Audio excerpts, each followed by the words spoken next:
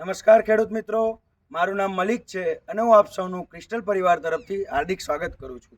આજે આપણે આવી ગયા છીએ ભાવેશભાઈ પાસે, જે આપણા પ્રગતિશીલ ખેડૂત છે। એ બાવડી ગામના રહેવાસી છે। આપણે એમની પાસેથી જાણીએ પહેલાં એમનો પરિચય। તમારો નામ, ગામ અને મોબાઈલ નંબર જણાવજો। મારું નામ ભાવેશભાઈ હરિભાઈ, ગામ બાવડી। મોબાઈલ નંબર છે 9585800664। ઓકે, હવે આપણે એમણે મગફળીના પાકની અંદર અમોરાનો ઉપયોગ કર્યો છે, તો એના અભિપ્રાય લઈએ કે એમને કેવું લાગ્યું રિઝલ્ટ। તો ભાવેશભાઈ, તમે મગફળીનું કેટલું વાવેતર કરો છો? મગફળીનું 20 વીઘાનું વાવેતર છે। બરોબર।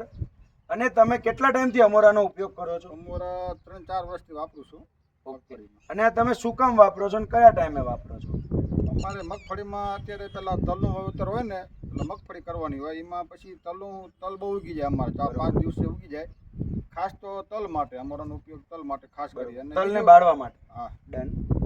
અને મગફળી કેટલા દિવસની થાય ત્યારે તમે અમોરાનો ઉપયોગ કરો છો? મગફળી અંદાજે 10-12 દિવસની થાય પછી અમોરા મારી દઈએ અમે, ઝપકોરો મારીને પછી અમોરાનો છંટકાવ કરી દઈએ પાછળ ને પાછળ તરત। બરોબર।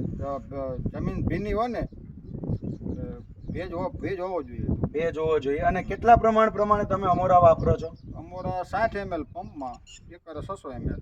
તમે ખેડૂત મિત્રોને એ જણાવશો તમે એકરમાં કેટલા પંપનો યુઝ કરો છો પૂરેપૂરો? એકરે 10 પંપ। 10 પંપ એટલે તમે 600 ml પૂરેપૂરું એકરમાં નાખો।